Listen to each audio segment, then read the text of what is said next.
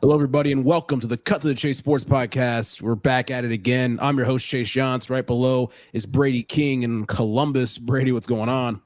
Not too much, Chase. I'm glad to be back. We did one of these last week, I believe, or 2 weeks ago.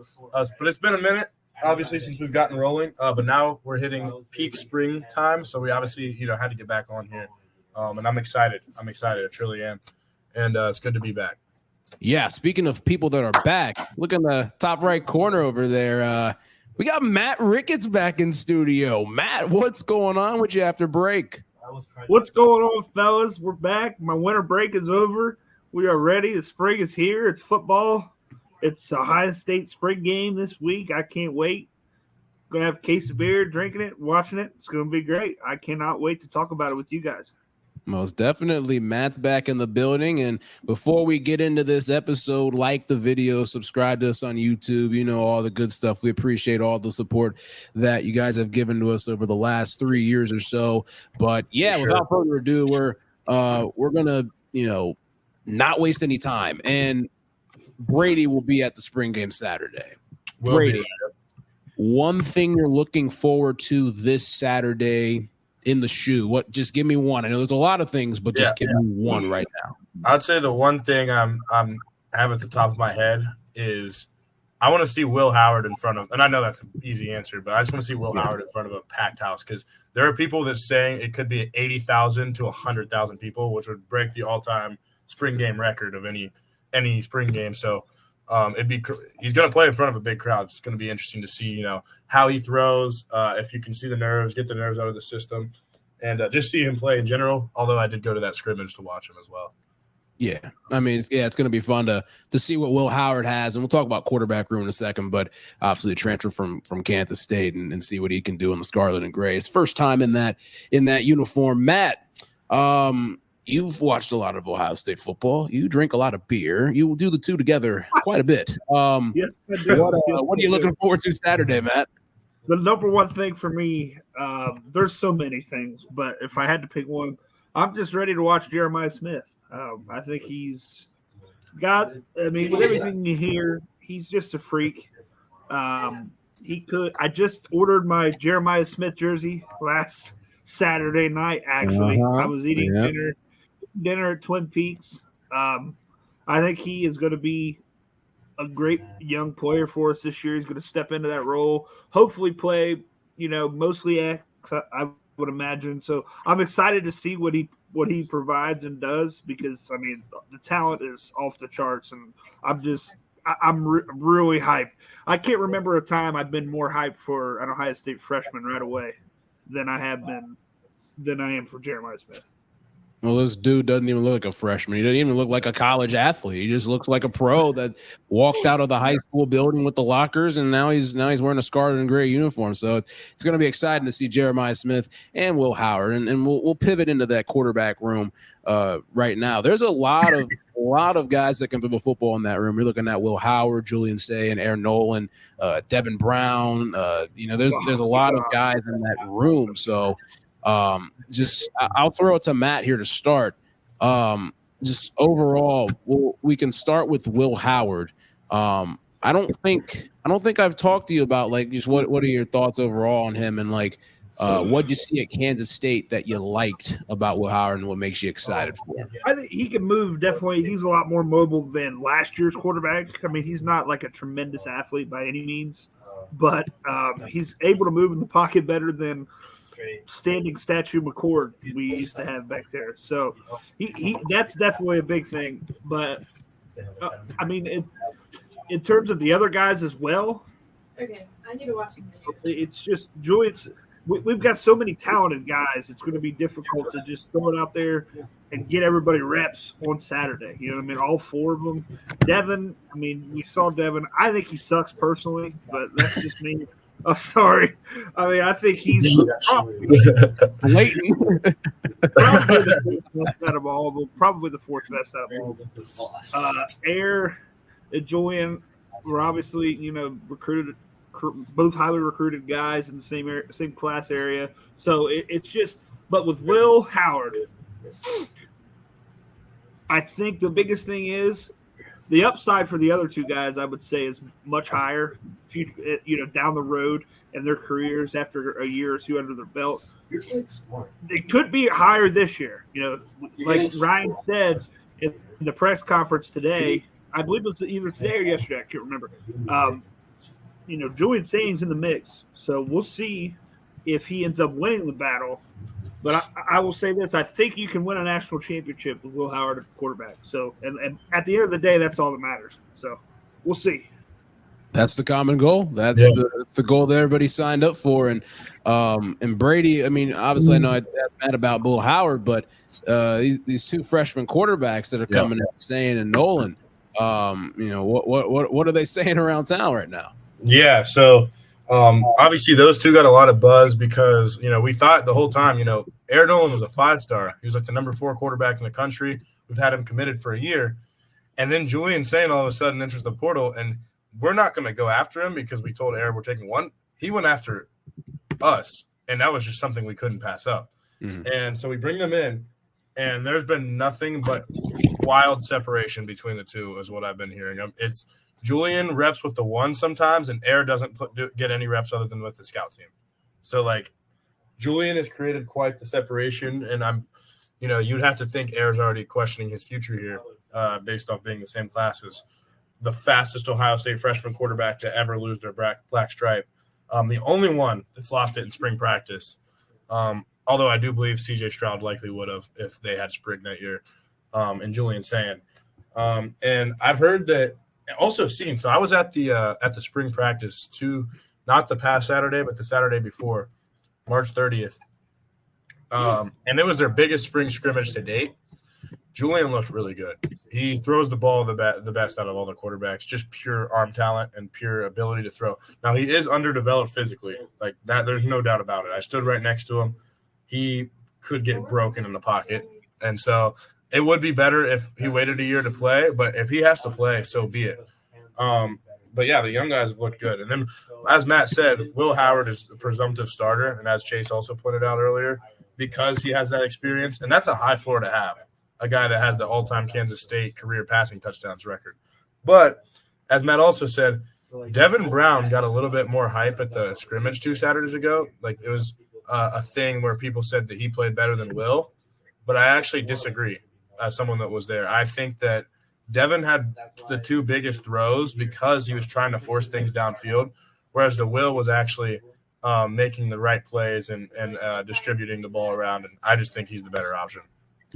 Yeah, we're definitely going to have to monitor that going forward, and it's going to be nice to see those young guys get some playing time, especially on more of a national scale. And obviously Julian Saint. I mean, that was one thing that I noticed when you took a picture with him. I was like, man, I'm not saying that you're short Brady or anything like that, but this guy, he kind of seems a little on the smaller side at the moment. But again, I mean, if you, that's what my barber said, if you walk through bubble gum, you can do whatever, man. And again, I mean, you saw quarterbacks in the past, smaller guys like Breeze and Russell Wilson and Kyler. But I know I'm not saying that he's that small, but there's a difference between being small and being young, and we'll see what goes on with him. I'm excited to see what Saint can do on Saturday in the pocket. We'll go to the running back position. We had a big departure in that room. Dallin Hayden, who we had on our show in July of 2023, he decided to enter the transfer portal and try to get an opportunity somewhere else. He was, argued by Matt to be one of probably the best running back in our running back room, is what per Matthew Allen Ricketts. Dallin, the ability for him to be a pass catcher out of the backfield and just be north-south runner, but have that patience and ability to just manipulate a defense in the second level was big, and we're gonna miss that. But again, Travion Henderson, Quinshon Judkins, 2 of the best college running backs at the moment. So not going to say we're losing, we're losing a lot, but we also have quite a bit up in our front loaded room. Thoughts on Dallin Hayden leaving Columbus, Brady? Yeah, so I feel like it stings in terms of knowing what he could have been here, and the potential, as well as, carrying us to a win as a freshman against Maryland. Like that was, he put the team on his back a little bit there. He's a really good running back.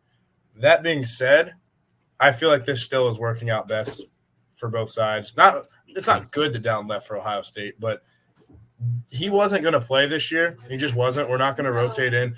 And you're just not going to rotate him in when you have Travion Henderson and Quinshon Judkins. That enough to where he'd be satisfied at least. Yeah. Because although Dallin, I think he's a really good college running back. He's going to be a really good starter at some Power 5 school. But Trey, like Chase said, Trey and Quinshon are arguably the two best running backs in the entire country. Trey is the most explosive running back in the country. Quinshon is the most balanced running back in the country, I would say. And you couldn't pass up the opportunity to bring in Quinshon. But I do wish Dallin well. I hope he goes to a school that doesn't play Ohio State. And I hope he has a good career elsewhere. But I feel like the writing was just on the wall. I actually saw him on High Street last Friday. Yeah. And I was you gotta wonder, he was walking by himself and just I wonder if he's thinking about that portal right now, right this instant. I mean, you never know. It'd be interesting to see what some people are thinking, their internal thoughts and all. But, again, we wish Dallin the best of luck. Matt, just, your thought on him leaving real quick, and then we'll go for it. Yeah, I love Dallin Hayden. Wish him the best. Like I said, I thought he was our best back overall the past couple years, just mostly because Trey was injured, just to be honest. I mean, he hasn't been 100% healthy. So that's really majority of the reason. But I thought Dallin was a good player, but there's no chance in hell he's getting reps over the two guys we have now. I mean, we have the healthy, when healthy, which is a huge disclaimer for Mr. Travion. When healthy. God, dude. I believe those are the best two backs in college football, and we have by far. It's like Travion's been out for the season 2 times, but in reality, he has 35 rushing touchdowns the past 3 years. When healthy, big disclaimer, like I said, when healthy, best backs in the country.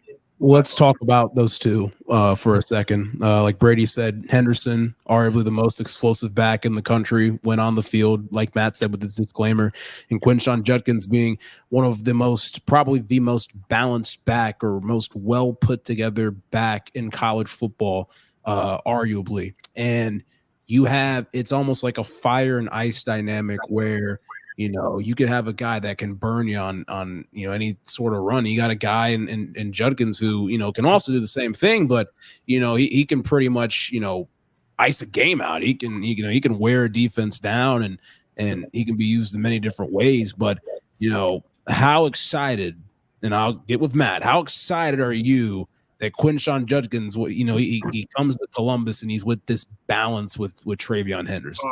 Oh, so excited. I mean, I think he's right there with him. Same caliber player, but he's more healthy. 2-time SEC best back of the year, and which is the best defensive conference recently throughout recent history in college football. So just to have that guy with us, that takes, especially with a new quarterback coming in, like Will Howard. Yeah, he's got some experience, but at the same time, it could be a young guy that plays. We don't know that. Having a 1-2 punch at running back is huge. I mean, our weapons are insanity. It's just insane. So I'm so excited.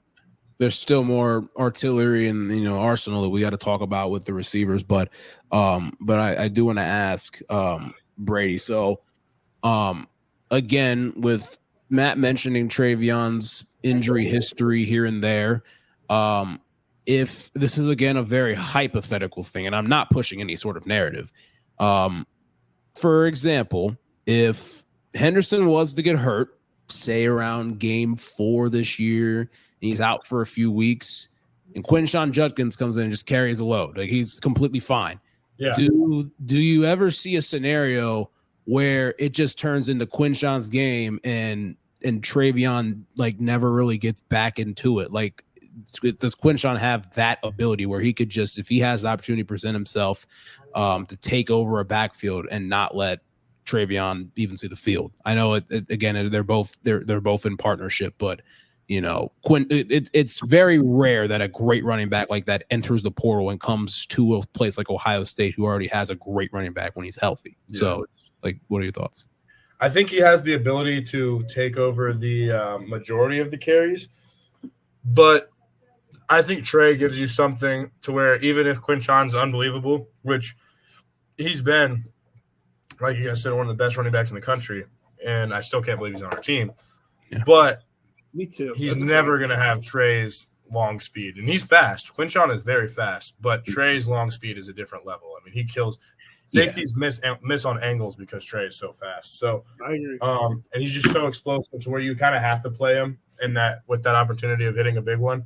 So, but yeah, I do think you could give Quinshon, because I think Trey will start at running back this year for us, even though it's not really a starter since they're both getting the carries. But I think Quinshon can take over that starting role if he were to run with the job like that. And he's also great at catching the ball. I noticed that watching Quinshon is he can like sneak out of the backfield, and he has sturdy hands and can turn upfield with it. He's good out of the backfield catching the ball. Yeah, it's going to be interesting to see how they, and this is obviously more of when we get to the season and stuff, but how they balance those two running backs with their playing time and the different packages and the personnel. Is it going to be just a rotation every other time? Is it going to be a drive-by-drive thing? Is the guy going to be designated as a third down back? Is it, go with the hot hand? It's going to be interesting to see how they do it over the first couple games of the season in September. But, once again, we'll be excited to see those two go play in the spring game. Receivers wise, there's a lot of great receivers in this Ohio State room, to say the least. But the three guys that I think we all want to highlight at the moment, I mean, Emeka Egbuka coming back, Carnell Tate as a guy that has not been talked about a whole lot because of the emergence of the freshman receiver and sensation that there is to be Jeremiah Smith. Yep. So these three receivers, I'm looking here at 11warriors.com. They went through and they were, talking about the depth charts and all that stuff, or their perceived depth charts.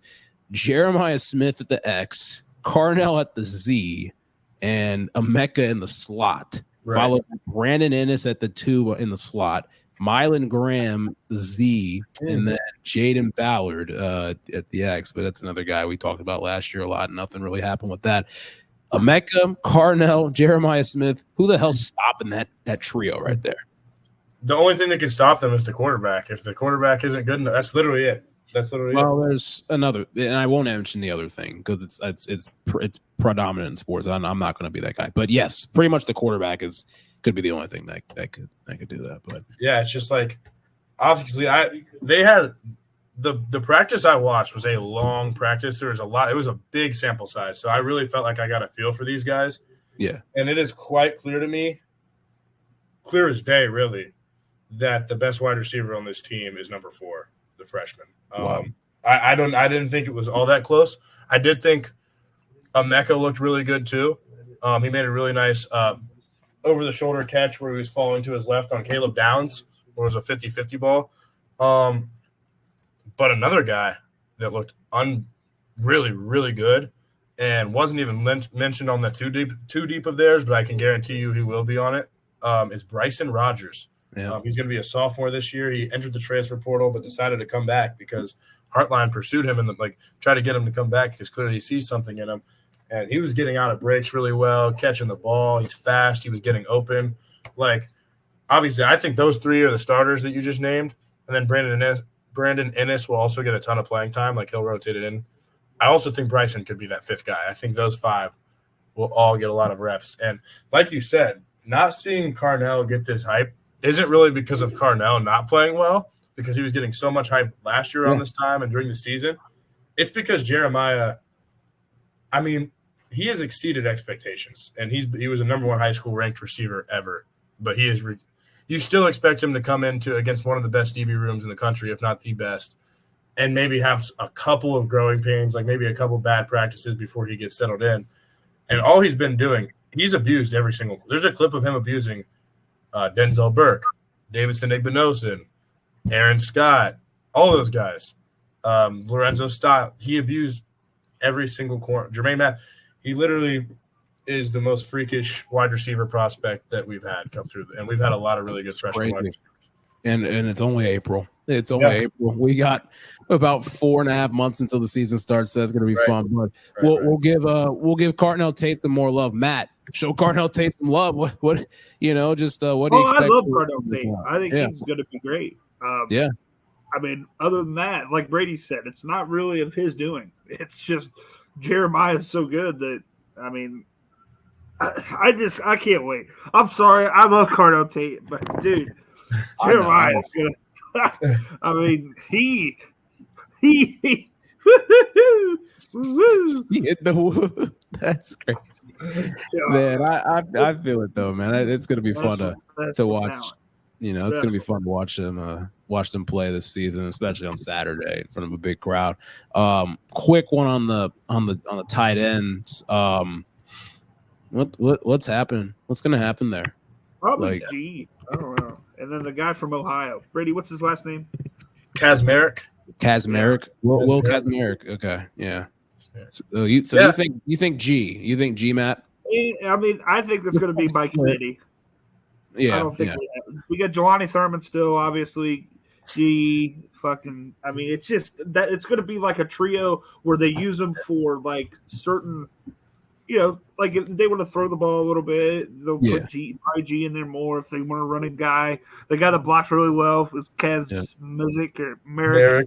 So guys like that. So it'll be kind of like tight end by committee would be my guess.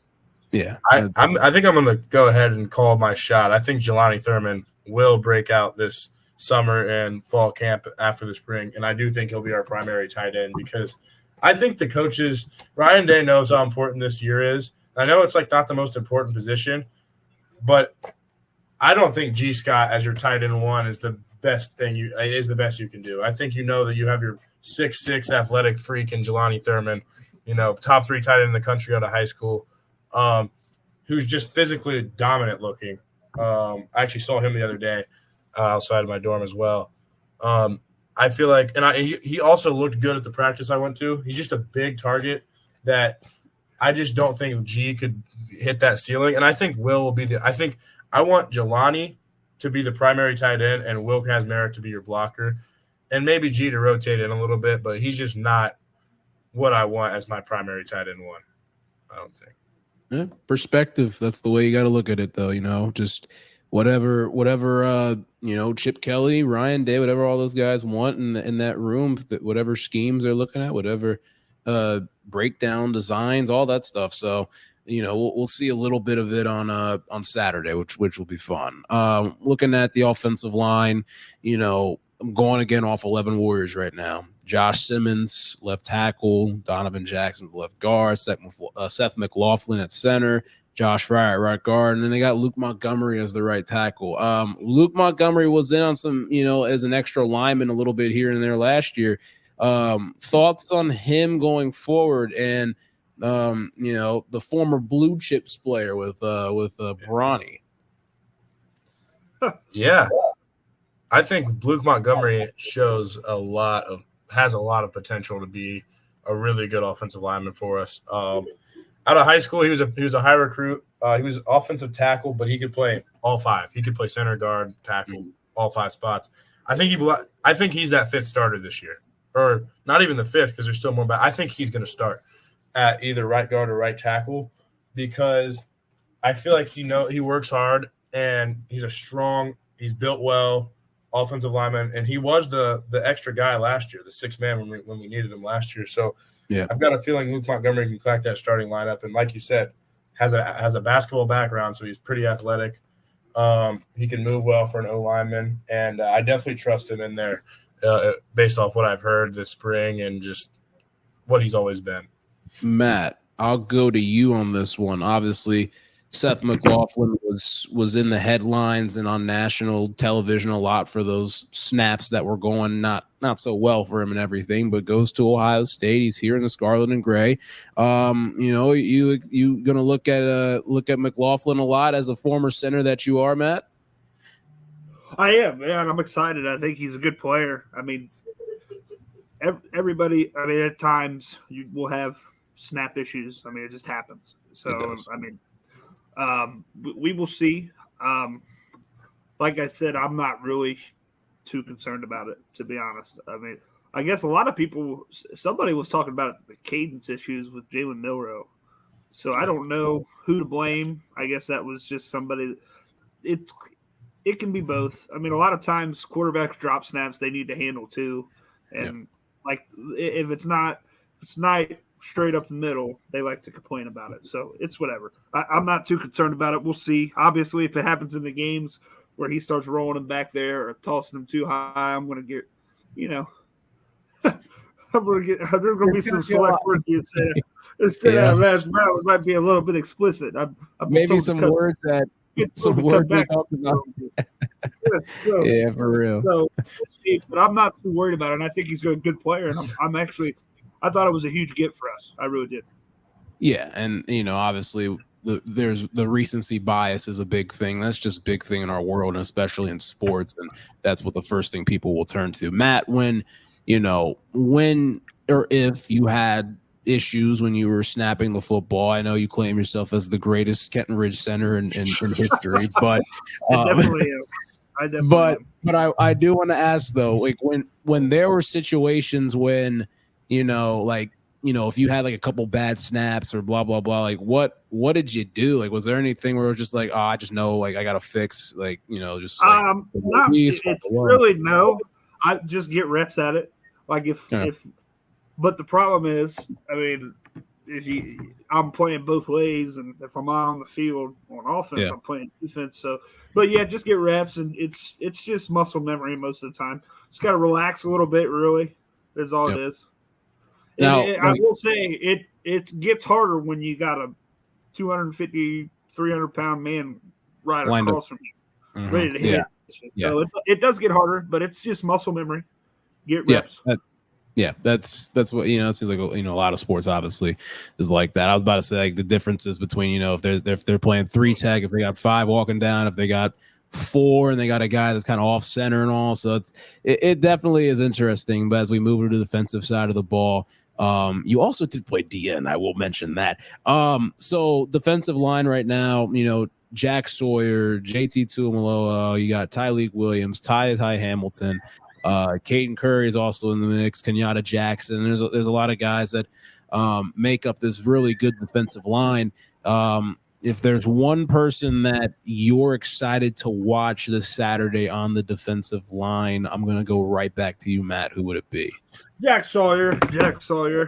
I think the way he came on last year was really special. It looked like the last couple games of the season, last couple games he played, especially that Missouri game. I think he had like 4 sacks. That was the bright spot in that just weird game. That was the defense played unbelievable the entire game. But didn't we shut them out in the first half? We were up 3-0. Yeah, I think that was a very. I mean, I told these guys, like I said, I thought we were going to lose the game. I just had a bad feeling about it. But whatever. Anyways, I think he has the potential to be a top 10 to 15 pick next season if he comes in and plays to his potential. I really do. I think he is a freak, and he finally kind of came into his own towards the end of last season, and I think he'll burst on the scene this year as well.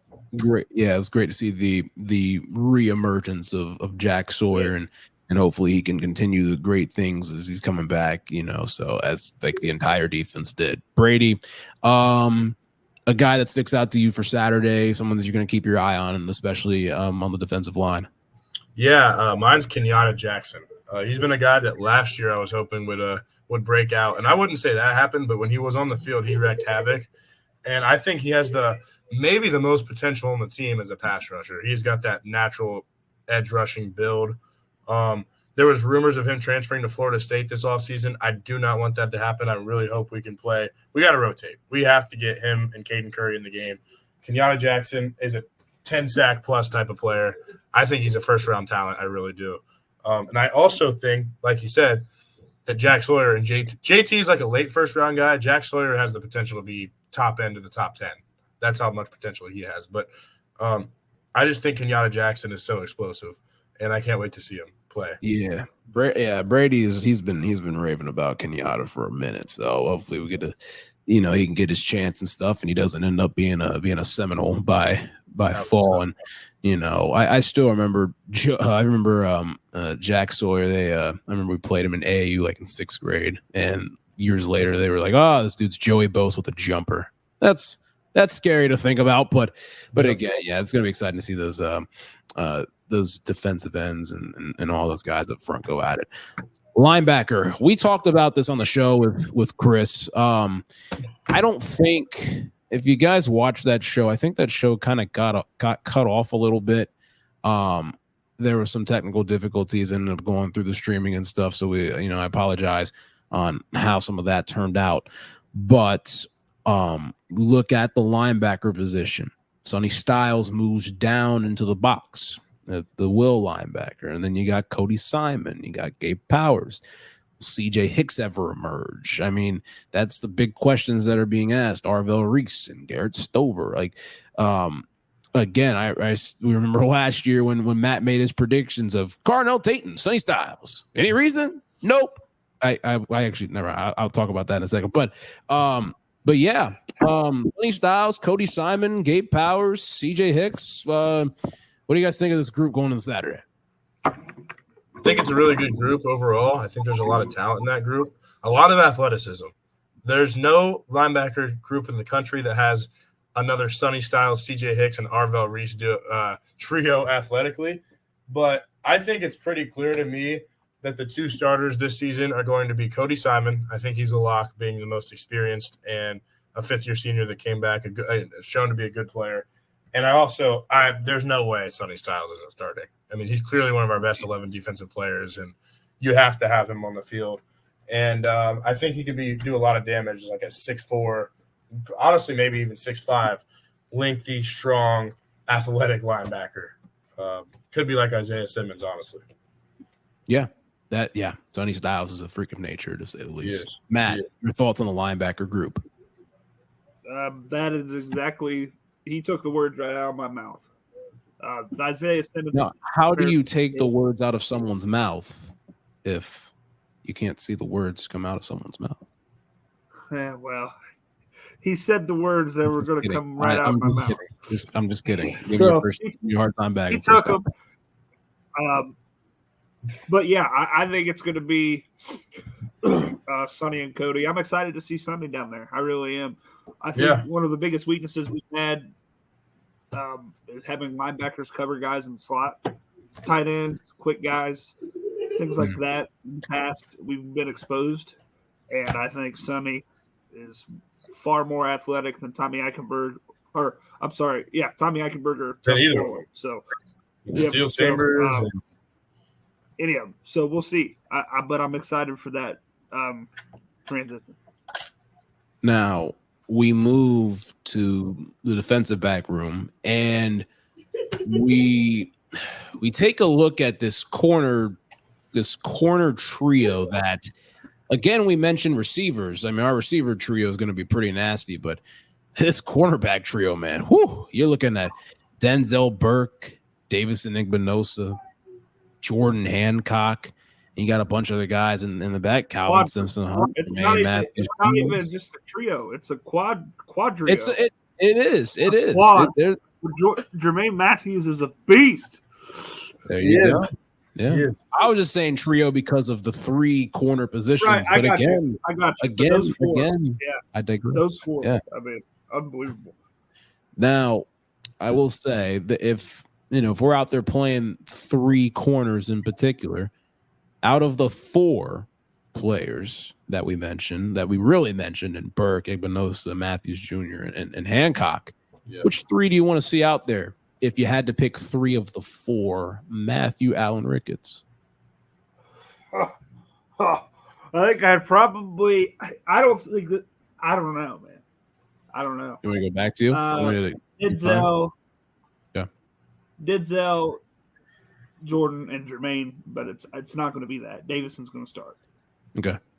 And Brady had a run-in with Davidson. Not a long time ago. I think they're all great, bro. Like dead ass. Like you could play all of them. Like I'm cool with it.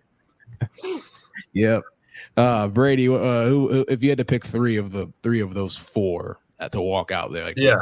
who would just So disclaimer, obviously we all know this. They're all great and all would start at any school, but two of them are locks for me.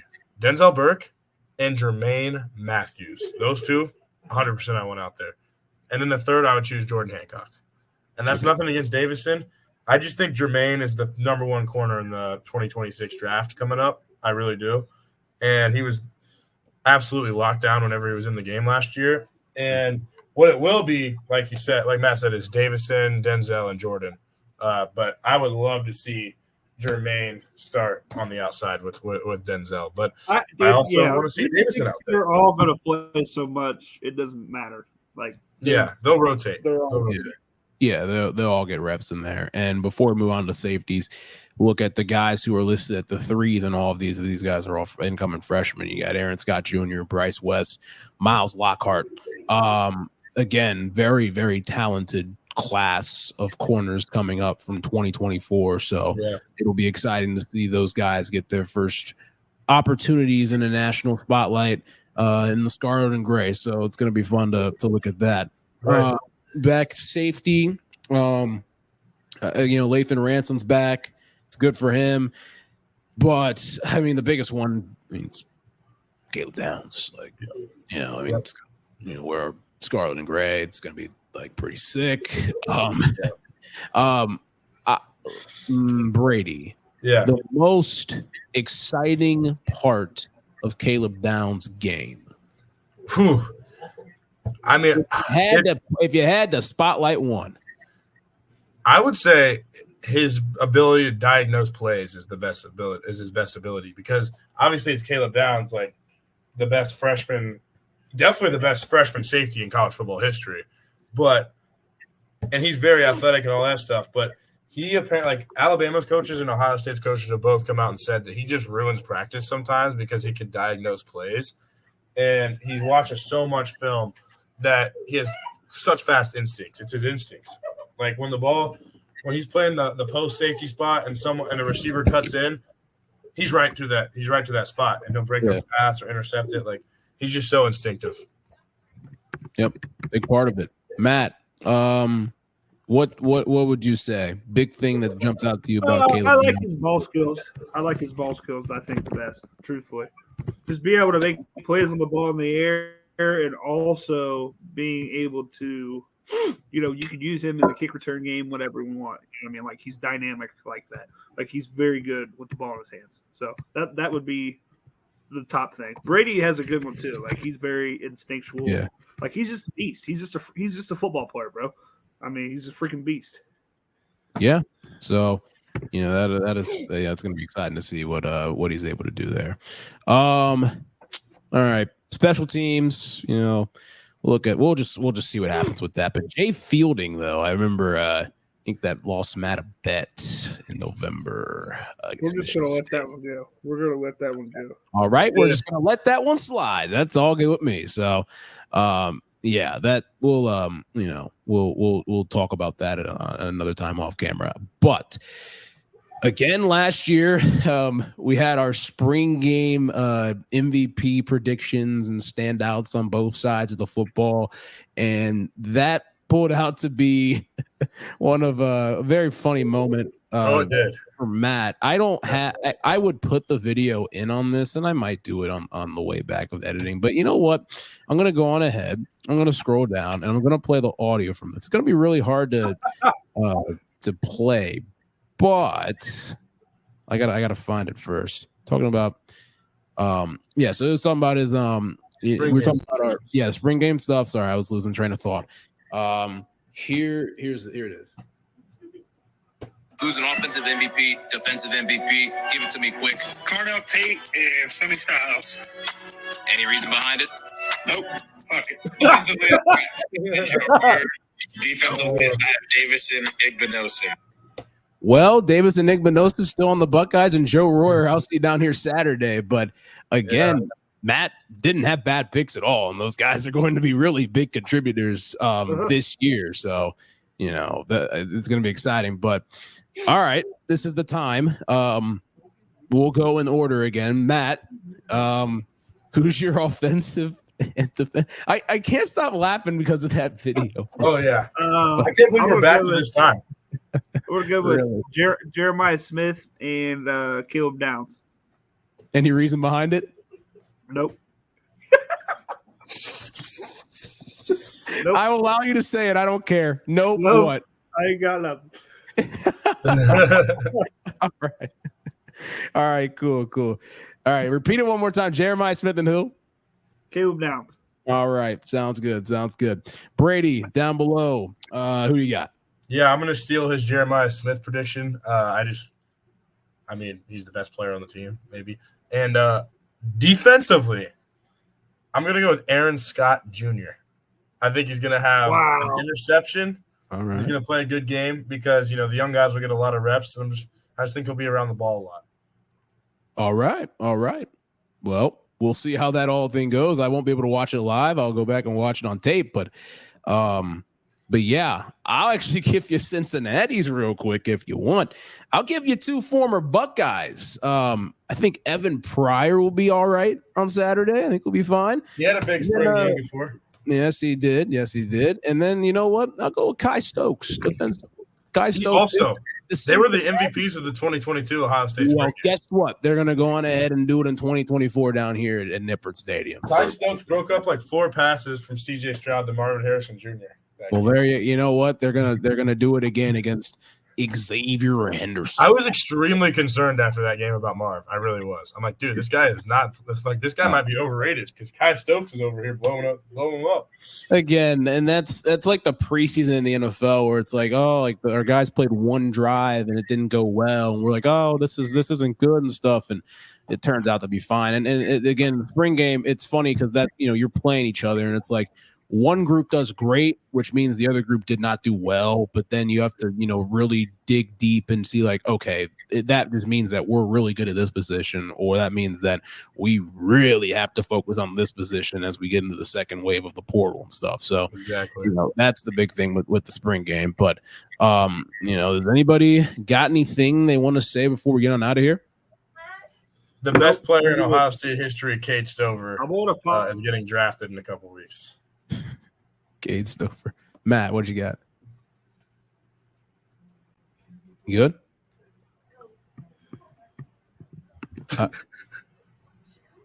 Oh boy. Sorry, my mom's being annoying. What did you say? I said, you got anything before we get on out of here? Oh hell no! I'm ready to grow. We're good. We're good. All right, cool.